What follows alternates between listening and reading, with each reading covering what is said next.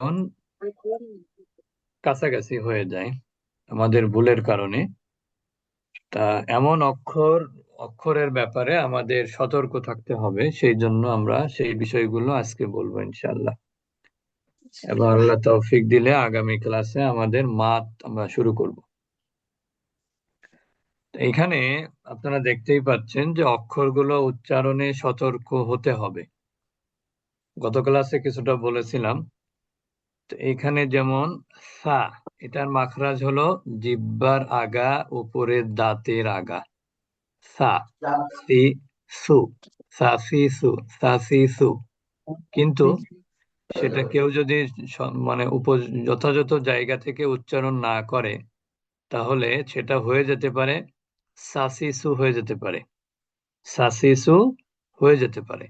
এজন্য সা উচ্চারণে একটু সতর্ক হতে হবে। এরপরে জিম। জিম তো শক্ত অক্ষর, অর্থাৎ জিহ্বার মধ্যভাগ থেকে উচ্চারিত হয়। তা জিহ্বার মধ্যভাগ মানেই হচ্ছে চাপ, ঠিক না? একটু কিন্তু আবার যদি এটা সঠিক জায়গা থেকে উচ্চারণ না করেন, পাতলা যদি করেন, তাহলে কিন্তু সেটা হয়ে যেতে পারে জাল। তাহলে এখানে জিমের উচ্চারণ হবে কেমন? যা, জি, জু, যা জি জু। কিন্তু জালের উচ্চারণ কিভাবে হবে? রা, রি, রু, রাজিজু। সা এবং জাল দুইটা কিন্তু একই জায়গা থেকে উচ্চারণ হয়। সা এবং জাল, জিহ্বার আগা, উপরের দাঁতের আগা থেকে। এরপর হা। আমরা এখানে অনেক সময় হায়ের জায়গায় হা বলে ফেলি, হা। আলহামদুলিল্লাহি রব্বিল আলামিন। আলহামদু। আমরা গত ক্লাসে মনে হয় বলেছিলাম যে লাহানের জালি, সে লাহানের জালি কিন্তু এইটা, যে হায়ের জায়গায় হা, হায়ের জায়গায় হা। আপনি যদি এটাকে গলার মধ্যখান থেকে উচ্চারণ না করেন, তাহলে কিন্তু হা হয়ে যাবে। এই জন্য আপনাকে গলার মধ্যভাগ থেকে উচ্চারণ করতে হবে, কণ্ঠনালীর মধ্যভাগ থেকে। দুইটা অক্ষর, একটা হলো কি হা, আরেকটা হলো আ। হা এবং আ। তাহলে হা যদি ভুল হয়, তাহলে কোথায় চলে যাবে? হায়ের জায়গায়। আর যদি যদি ভুল হয়, তাহলে কোথায় যাবে? আ। যদি না হয়, তাহলে হবে আ। ভালো করে খেয়াল করবো আমরা।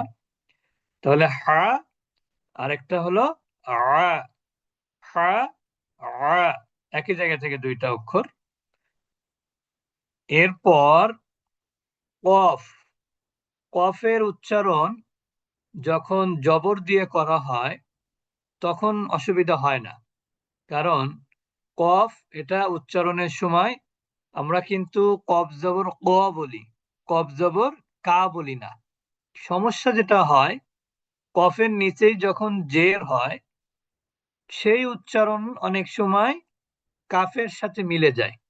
যেমন কেউ যদি বলে কবজের কি, আবার কাবজেরও কি, তাহলে দুই কি এর মধ্যে তো পার্থক্য হলো না।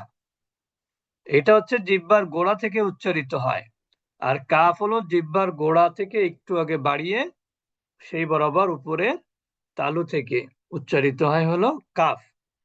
তাহলে কফ সঠিক উচ্চারণটা জবরের ক্ষেত্রে সমস্যা হয় না, কিন্তু জের এবং পেশের ক্ষেত্রে সমস্যা হতে পারে। তাহলে এটা উচ্চারণ কিভাবে হবে? ক, ই, উ, ক, ই, উ, ক, ই, উ।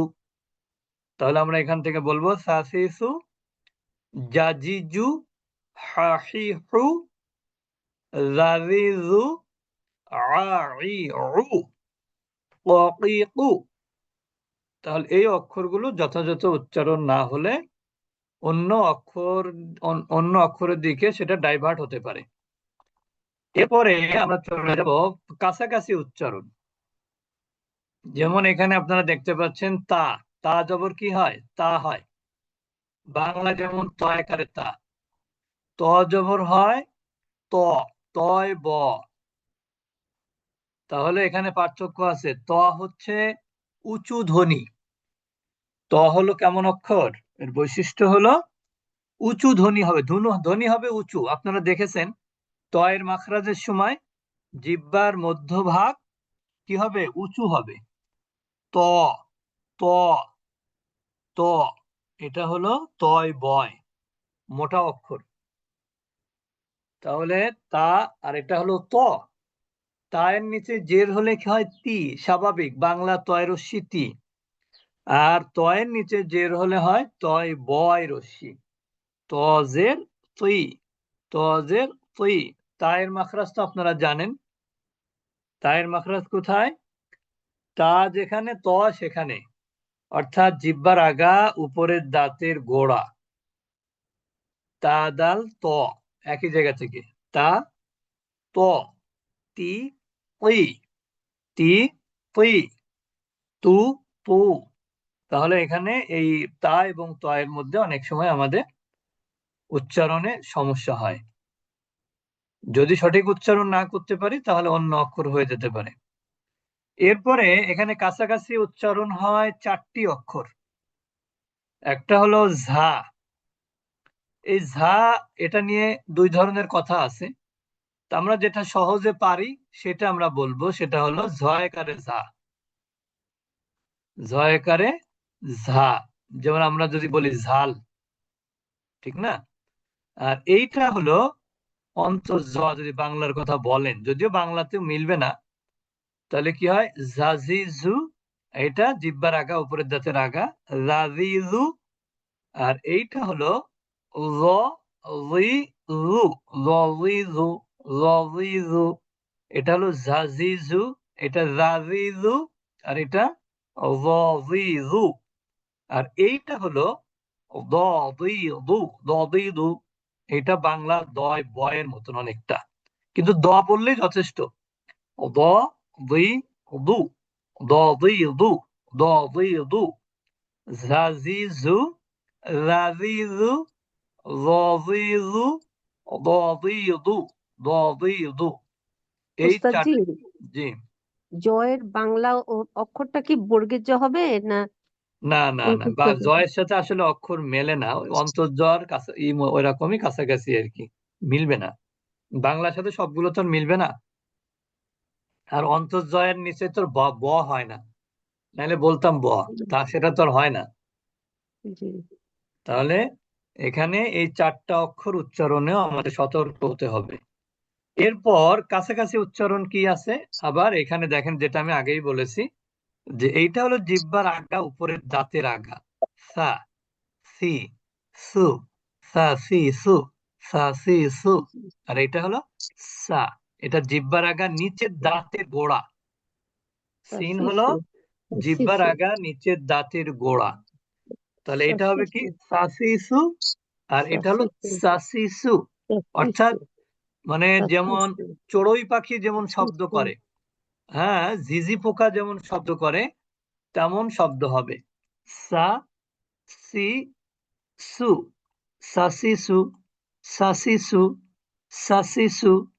আর এইটা হলো সসুইসু, সসুইসু। একই জায়গা থেকে একটু আগ পিছ আছে আর কি। তাহলে এটা হলো সাসিসু, এটা হলো সাসিসু। আর এইটা সসুইসু, সসুইসু, সসুই, সসুই। এখানে অনেকে দেখা যায় যে সিনের নিচে জের হলে সি হয়। অনেকে সদের নিচে জের দিলেও তারা সি এর মতন উচ্চারণ করেন। সি সুই, সি সুই। এখানে সাসিসু, সাসিসু, সসুই, সু। এই 3টা অক্ষর প্রায় কাছাকাছি উচ্চারণ। এরপর এইখানে আমরা দেখতে পাচ্ছি 3টা অক্ষর। একটা হলো কাফ, এটা সহজ বাংলা উস্তাদ জি, কয়। জি নিয়ে একটু কথা আছে উস্তাদ জি। যে জিভার আগা সামনের নিচের দুই দাঁতের আগার সঙ্গে লাগাই, কোথাও কোথাও হচ্ছে দাঁতের গোড়াও আছে, গোড়া, গোড়াও আছে, হ্যাঁ। কোথাও কোথাও গোড়া আছে, কোথাও কোথাও আগা আছে, তো আপনার সঠিক যেখানে, কোনটা? আপনার যেটা, আপনার সাউন্ডটা ইসের মতন হবে, ঝিঝি পোকা বা চড়ুই পাখি যেমন শব্দ করে ডাকে ওরকম। এখন সেটা আপনি জিহ্বার আগা, আপনি যদি সি বলেন, সি, সি জিহ্বার, সি, সদটা জিহ্বার গোড়া থেকেই হবে, মানে সরি, দাঁতের গোড়া খিদায় থেকে, সঠিক একটা গোড়া অক্ষর, থেকেই হবে। আচ্ছা, খিদাই তারপরে দেখেন, অক্ষর। কাপ জবর কি হয়?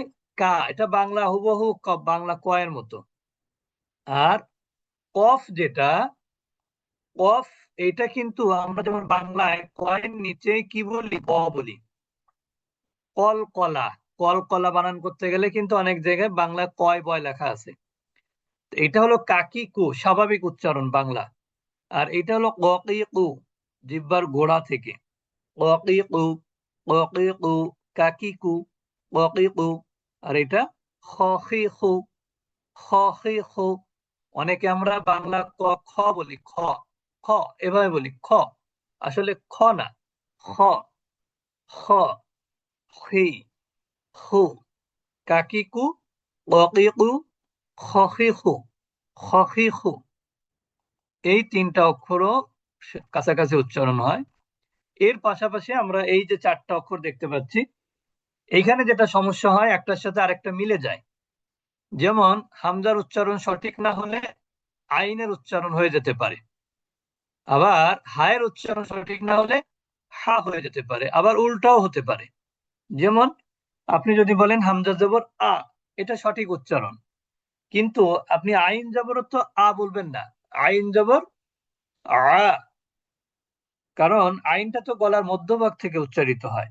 তাহলে কি হবে? আ ই উ, আর আ ই উ, আ ই উ।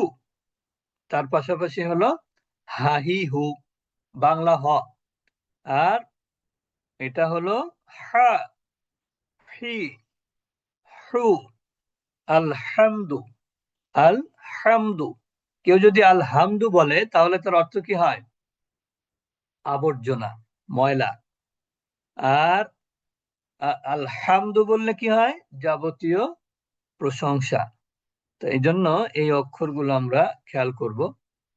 তাহলে আমরা যে অক্ষরগুলো দেখলাম যে পাশাপাশি উচ্চারণ, এই অক্ষরগুলোর ব্যাপারে বেশি আমরা সাবধান হব। তো আমরা আজকে মাদের বেসিক মাদ যেটা, ওইটা আমরা, যেহেতু আমাদের হাতে সময় আছে, আমরা ওইটাও একটু আপনাদেরকে আজকে শুরু করব, যেহেতু সময় আমাদের হাতে আছে, সময়টাকে কাজে লাগাতে হবে। তাহলে আমরা বিগত যে মাখরাজের ক্লাসগুলো হয়েছিল সেগুলো আপনারা একটু শুনবেন, পাশাপাশি আজকের ক্লাসটাও আপনারা অক্ষরের যে উচ্চারণের যে পার্থক্য, সেই পার্থক্যগুলো একটু খেয়াল করবেন, তাহলে দেখবেন ইনশাল্লাহ